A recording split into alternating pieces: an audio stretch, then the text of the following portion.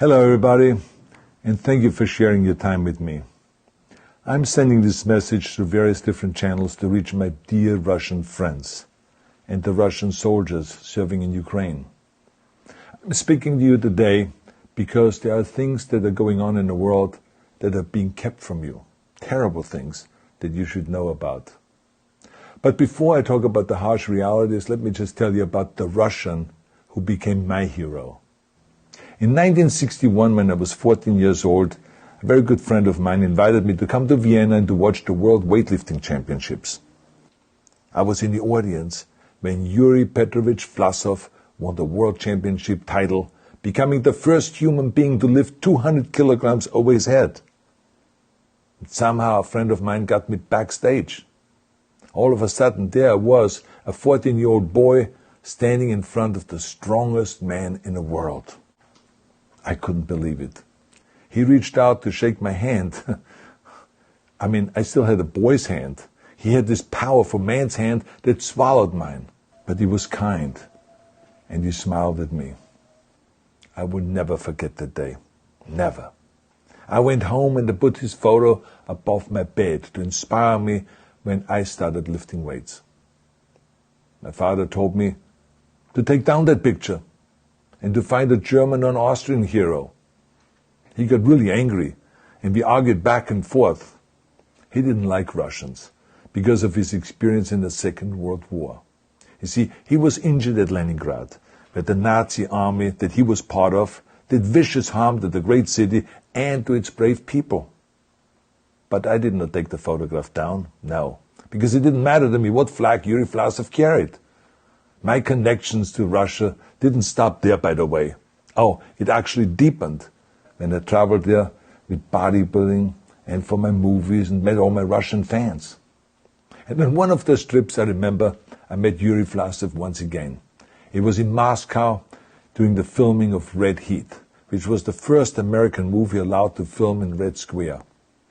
Now, he and I spent the whole day together. He was so thoughtful, so kind, and so smart, and, of course, very giving. He gave me this beautiful blue coffee cup.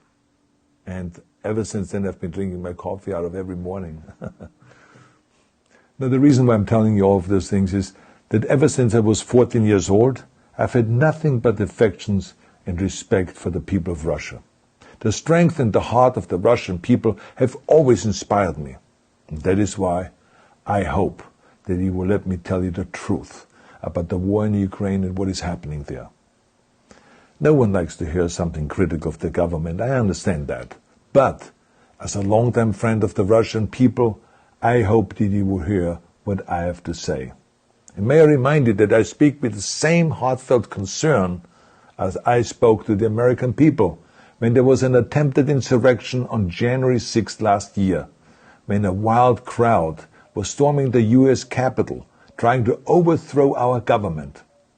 You see, there are moments like this that are so wrong, and then we have to speak up.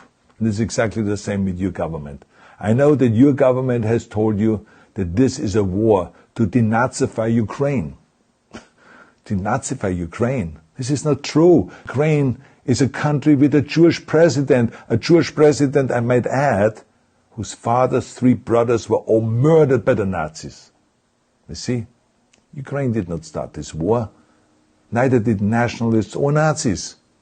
Those in power in the Kremlin started this war. This is not the Russian people's war. No. As a matter of fact, let me tell you, what you should know is that 141 nations at the UN voted that Russia was the aggressor and called for it to remove its troops immediately. Only 4 countries in the entire world voted with Russia. That is a fact. See, the world has turned against Russia because of its actions in Ukraine. Whole city blocks have been flattened by Russian artillery and bombs, including a children's hospital and a maternity hospital. 3 million Ukrainian refugees, mainly women, children, and elderly, fled their country, and many more are trying to seek to get out. It is a humanitarian crisis. Because of its brutality, Russia is now isolated from the society of nations. You're also not being told the truth about the consequences of this war on Russia itself. I regret to tell you that thousands of Russian soldiers that have been killed. They have been caught between Ukrainians fighting for their homeland and the Russian leadership fighting for conquest. Massive amounts of Russian equipment have been destroyed or abandoned. The destruction that Russian bombs are raining down upon innocent civilians has so outraged the world that the strongest global economic sanctions ever taken have been imposed on your country. Those who don't deserve it on both sides of the war will suffer. The Russian government has lied not only to the citizens, but to its soldiers. Some of the soldiers were told they were going to fight Nazis.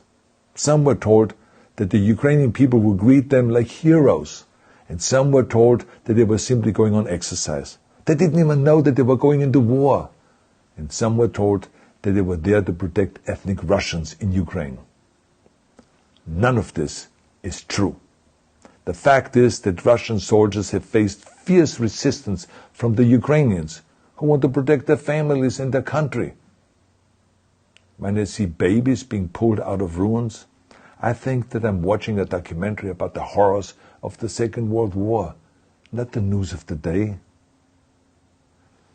Now let me tell you, when my father arrived in Leningrad, he was all pumped up on the lies of his government.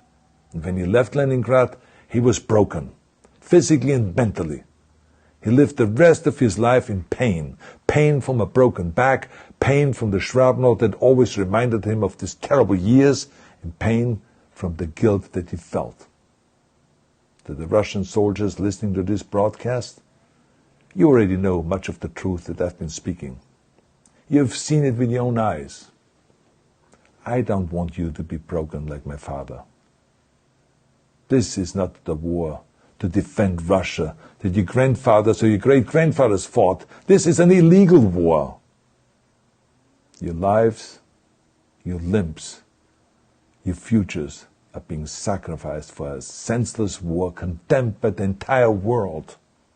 Now, to those in power in the Kremlin, let me just ask you, why would you sacrifice those young men for your own ambitions?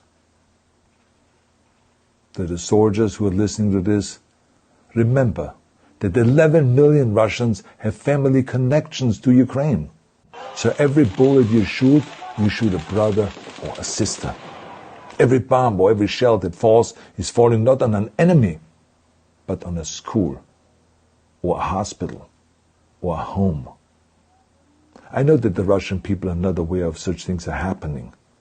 So I urge the Russian people and the Russian soldiers in Ukraine to understand the propaganda and the disinformation that you're being told.